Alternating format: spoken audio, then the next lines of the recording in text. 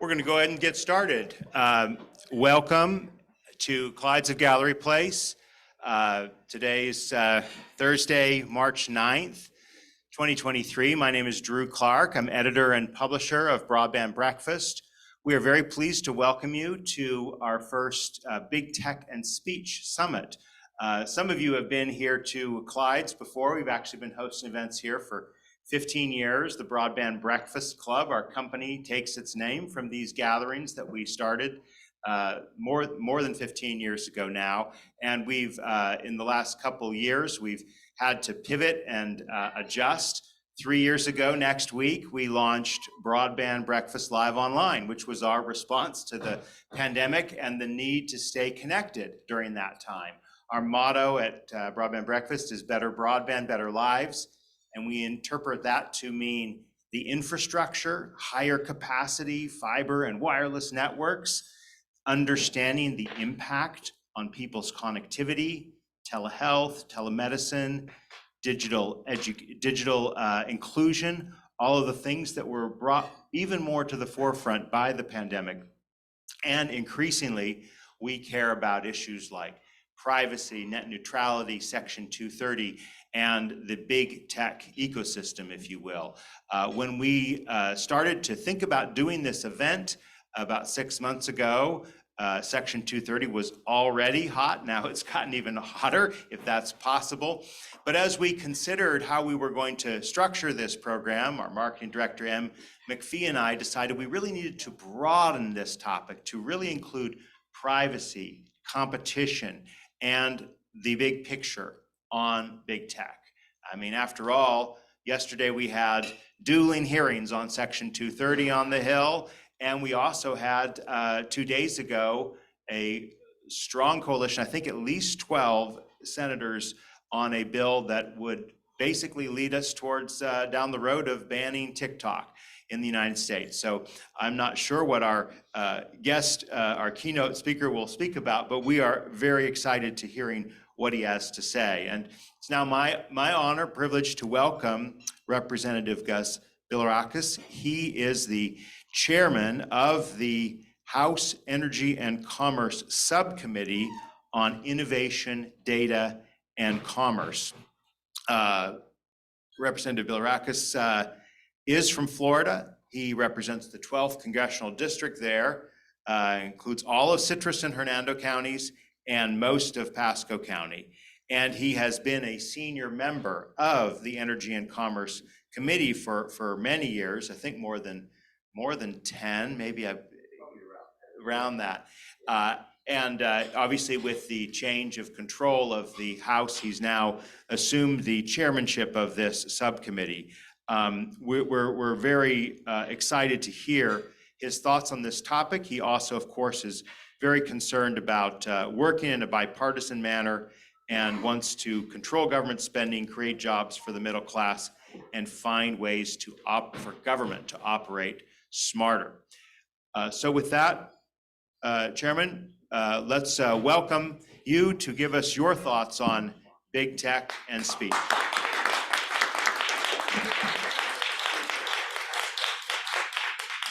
Thank you so much. I really appreciate it very much.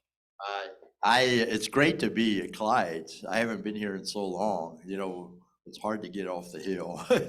But my parents have an apartment on the hill on the Senate side, and they have a poster that was hanging in one of the rooms.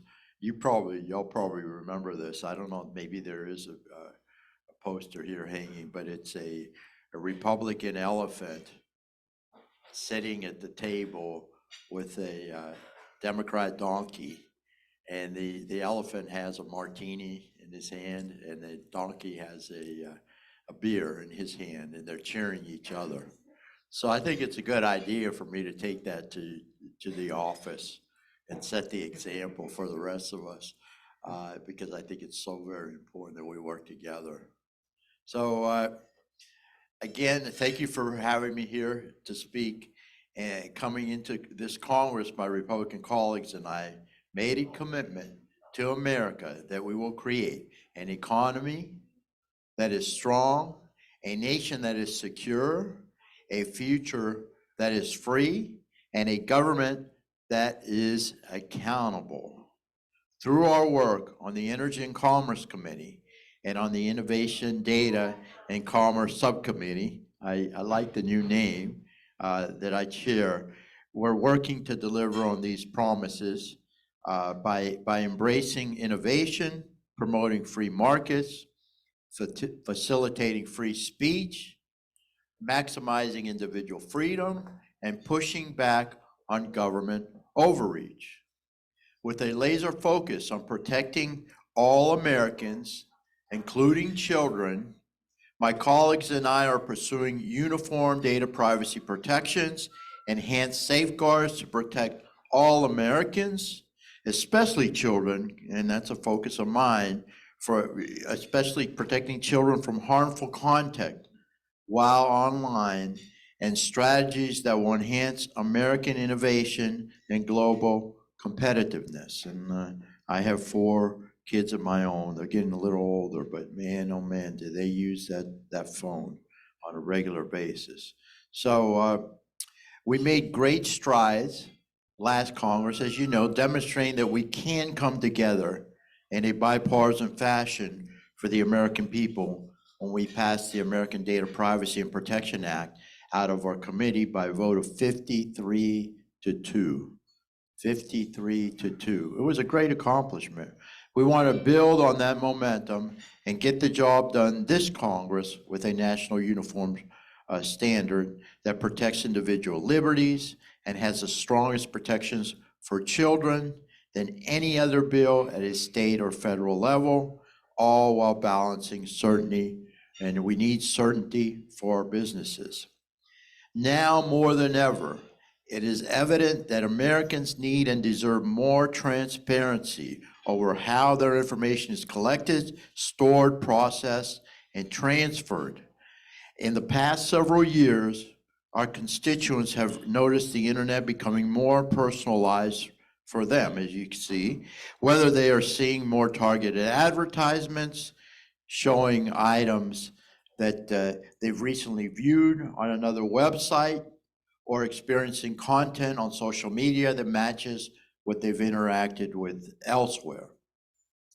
To some, these practices may be viewed as more convenient for their shopping or useful for how they digest information. But for others, like me, we find this practice invasive and unsolicited. So we need to give Americans the right to choose what they want. That's not very difficult. It shouldn't be that difficult. The right to choose what they want. So do they want it or do they not want it? We also need to think about businesses operating in the digital ecosystem and the need to both protect innovation in our economy and still give Americans freedoms to choose what they do with their personal and sensitive data.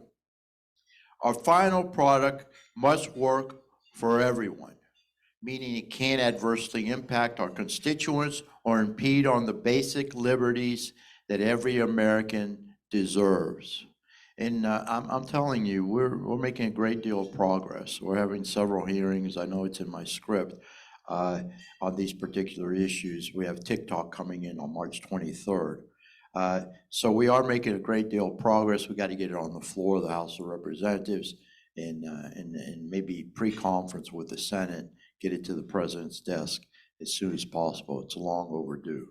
So additionally, we need to ensure a responsible government approach to enforcing clear rules for businesses to comply. Companies, especially small startups, shouldn't be subject to random or punitive letters in the mail notifying them that certain practices could be unfair or deceptive. That's just wrong. It is essential that the FTC enforce the laws that we have, that Congress enacts and specifically authorizes, but not go rogue beyond the rules of the road Congress provides. I want to emphasize that. Not go rogue beyond the rules of the road Congress provides. This type of regulatory certainty is needed for businesses to come into compliance. I look forward to continue to work with my colleagues on both sides of the aisle to reach consensus on these imperatives and getting a comprehensive bill across the finish line, and I'm confident we will. As we work to protect Americans' privacy, we must also do more to protect children online from harmful content. I think you'll probably agree with me on that. Our country is experiencing an unprecedented mental health crisis, unfortunately, particularly among our children and our teens. I see it on a regular basis. We've seen a disturbing spike